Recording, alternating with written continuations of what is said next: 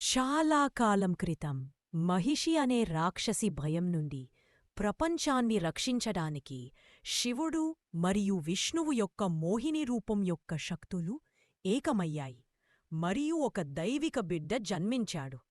పండలమరాజు రాజశేఖరుడు నది దగ్గర ఈ ప్రకాశవంతమైన బాలుడిని కనుగొని అతనికి మణికంఠ అని పేరు పెట్టాడు. మణికంఠ ధైర్యవంతుడు మరియు తెలివైనవాడుగా పెరిగాడు. కాని అంతకంటే ఎక్కువగా అతని హృదయం దయతో పొంగిపోయింది. అతను తన ప్రజలను కుటుంబలా ప్రేమించాడు. అతను ఎక్కడికి వెళ్ళినా ఆనందాన్ని వ్యాపింపజేస్తాడు. అసూయపడే సభికులచే తప్పుదారి పట్టించబడిన రాణి తన కొడుకును పులిపాలు తీసుకురావాలని కోరింది. ప్రేమ మరియు గౌరవంతో మణికంఠుడు, అమ్మా, ఇది నీ బాధను తగ్గిస్తే నేను దానిని నీకోసం తెస్తాను అని అన్నాడు. అడవిలో మణికంఠుడు ఉగ్రమహిషిని కలిశాడు. తన నిజమైన దైవిక రూపాన్ని హరిహరపుత్ర వెల్లడించి ఆమె చెడును నాశనం చేసి ప్రపంచానికి శాంతిని తెచ్చాడు. అప్పుడు అద్భుతం వచ్చింది.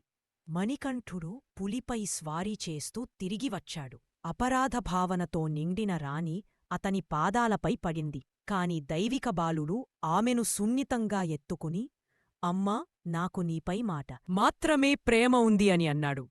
తన లక్ష్యాన్ని నెరవేర్చిన తర్వాత మణికంఠుడు శబరిమల కొండలలో ఒక యోగీ జీవితాన్ని ఎంచుకున్నాడు.